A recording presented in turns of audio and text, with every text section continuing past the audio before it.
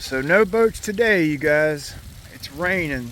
Gonna be raining the next couple of days, so let's work on a boat. Welcome back to the channel, you guys. Welcome back. So I got my dirty Johnson 5 Deltaforce 29 on the block. All right.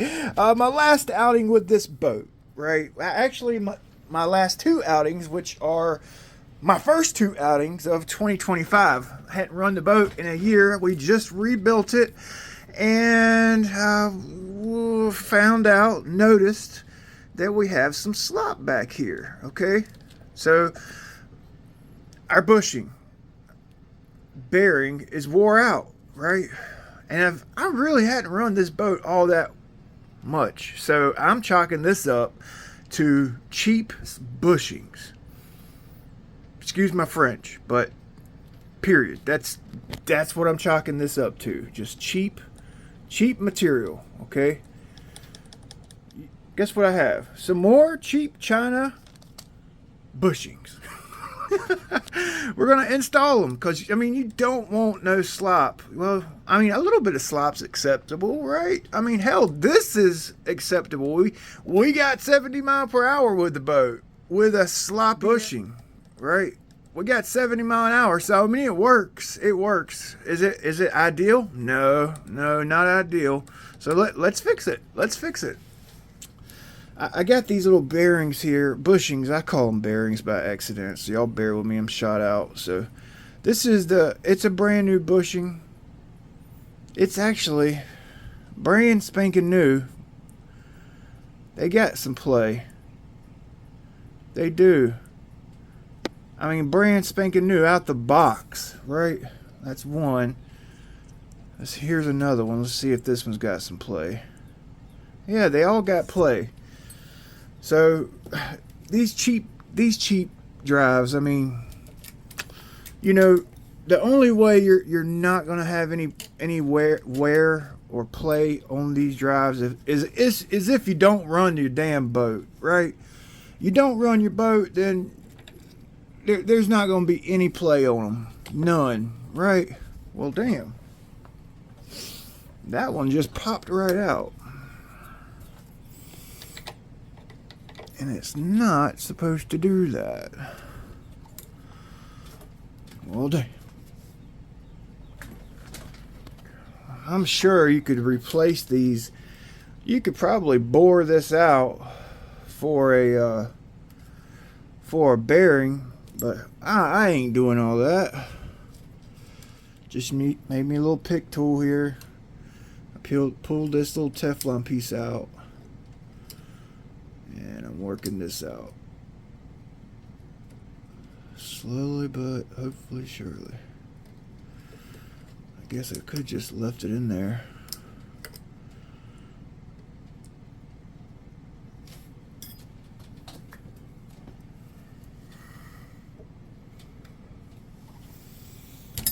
Okay, so this goes on first, and then this ball is supposed to be on here. I'm sure that's supposed to be Loctite on there, right? Then this nut, oh, I guess the nut goes on there first, tighten up, and then the Teflon, and then this guy here. Boom. That's how it goes.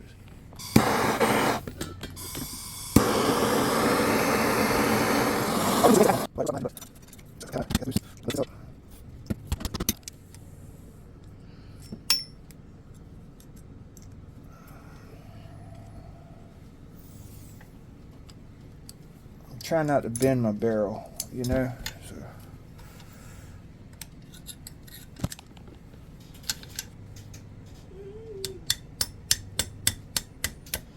There we go. Okay, that'll work. I don't want to get these mixed up with the new ones. Okay, so this is the used one. Yeah, look how much slop is in the used one. All right, so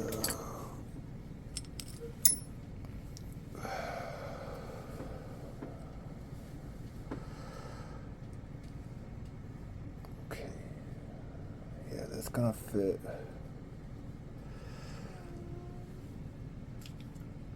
Okay, so we need to clean this out.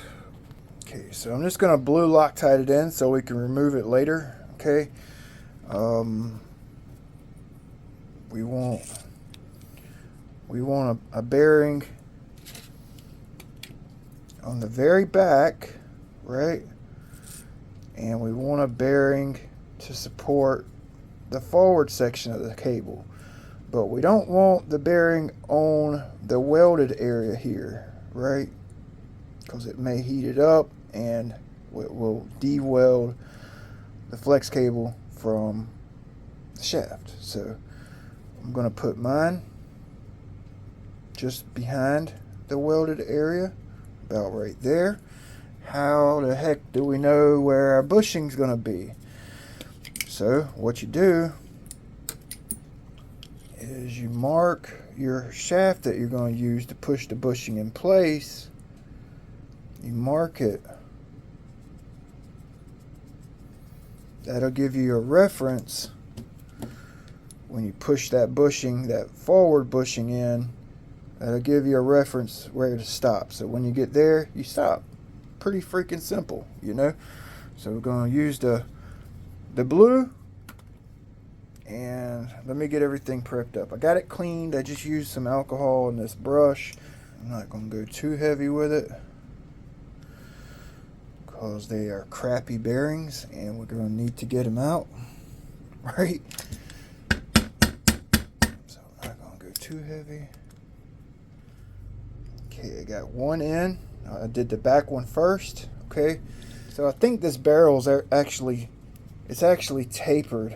Okay, bigger in the back and it gets smaller up front. I could be wrong, but I chose to do the back one first, and then we'll push in from the front for the forward one. So I need to remark my my gauge here. Okay, so I'm gonna drop this in the front if I can hold it. I didn't go crazy with Loctite.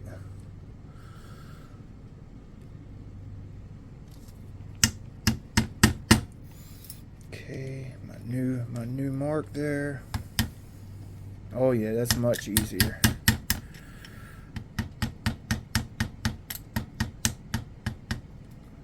Boom, my mark there. Okay, so that's going into right there. Boom, done. Okay, we could actually put 3 in here. That would be even better, but I don't have 6, I have 4. So we could put one here, and one here.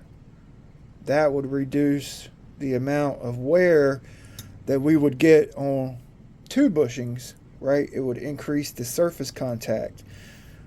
May slow down the rotation, but we wouldn't have as much wear and tear, right? So see, I grabbed this with pliers a lot when I first got it. I wish I would have used a spanner, you know, kind of wore the threads down. We got the Teflon and the ball. Okay, so I went very light with the ball in case I need to.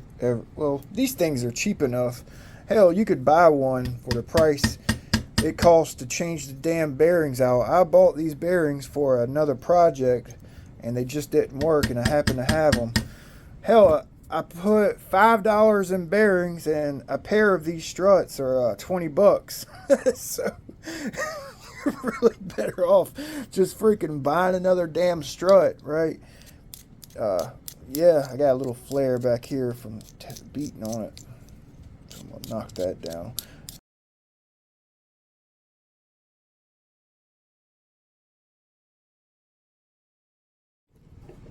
I really wish I would have never used pliers on these.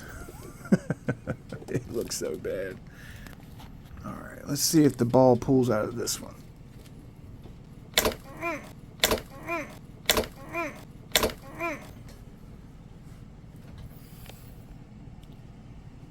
Nope. Just cut myself to the white meat.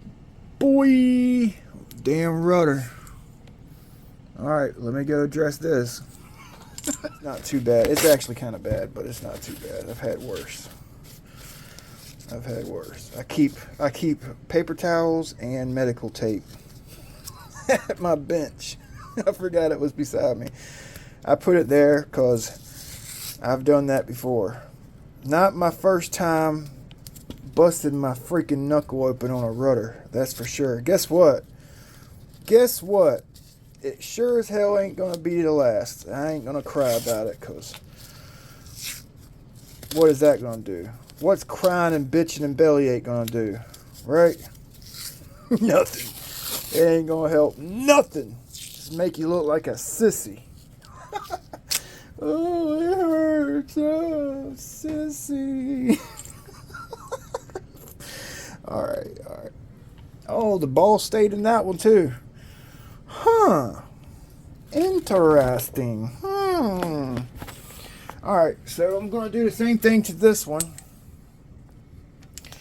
Just going to heat it up, beat it out.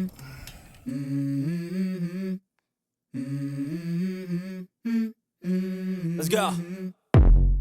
I wake up to a little bit of drool on my pillow, feel like it's gonna be a bad day. Yeah, I'm tired of shit, and the coffee ain't hit yet, damn, ain't that great. I don't wanna go to work, cause my boss is a jerk, and I'm not even that paid. I need a change in my life, cause I don't feel alive, and there's nothing that makes me happy. Hold my beer for a minute, I'm about to quit my job, cash in for a ticket. I'm going on a trip and I don't plan to visit. I'm gonna stay there till I feel like I'm winning, and this is just the beginning. I need a big change, help me feel like living. I need a big swing, home runs I'm hitting, and I'll never look back, moving on till I get it all. And we all got dreams, we all want things, but what you gonna do for it? How you gonna move for it? What you gonna be? And do you believe you can do anything? But what you gonna do for it? How you gonna move for it? What you gonna be?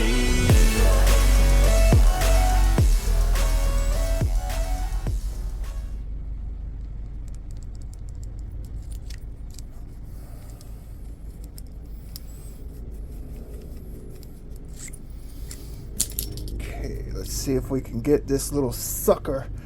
Let's see if we can get this sucker in place. Make sure I got this on the right way so I don't have to redo it.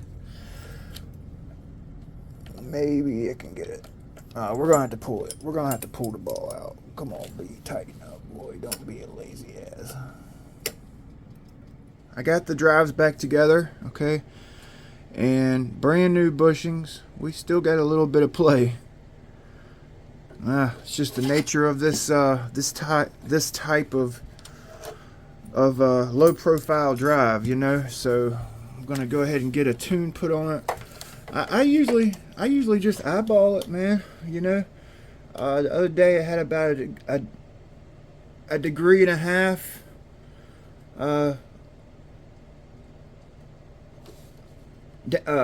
down negative angle, about a degree and a half.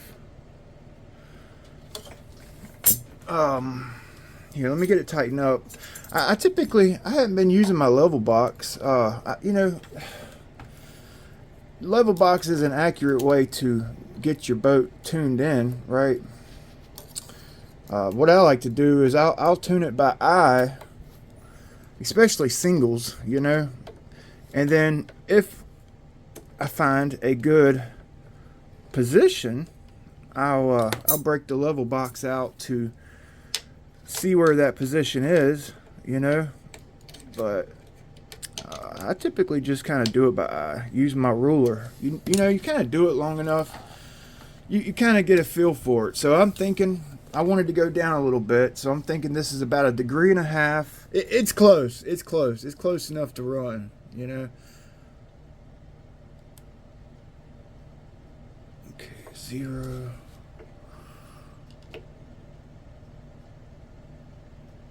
This box is so off. That's why I haven't been using it. It gives me different measurements like every time I freaking do it. 115, 120. That is so good. That's so damn close. You know? That's so close. I'll run that, right? I'll run the hell out of that. I was shooting for 1.5. I'm a little lower than that, which is about, I set it up about where I had it before I did this video. I didn't put a level box on it, so I just eyeballed it, and that's exactly where my eyeballs tell me it should be. So I just matched them up. Twins are, you know, you can get as technical as or as not technical as you want with a twin. The boat was doing 70 mile an hour the other day, and with an eyeball tune, with the bushing sloppy as hell. So we might pick up a little speed. You know, we might pick up a little bit of speed with the tighter tolerance here. You know what I'm saying? We'll see. We'll see.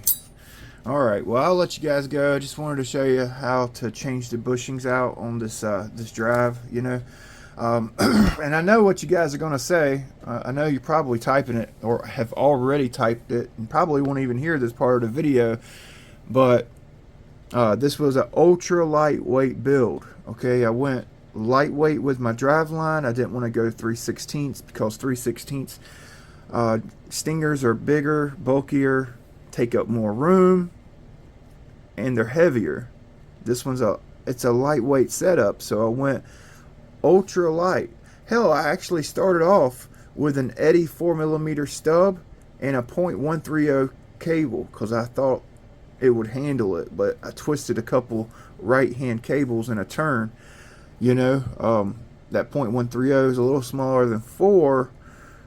I was hoping it would take it, but the 4, it works out perfect because I don't have to run a liner or anything like that. They're real low profile drives, lightweight. You know, that's what I was shooting for with this build originally. I've added a little extra weight here, and we'll probably go 3660 with it, 2000 kV, and I'm just hoping, fingers crossed, that these 4mm drives will be heavy duty enough for the 2000 kV 3660. Yeah, I'll let you guys go. We'll see you next time. Hopefully this helps you guys out.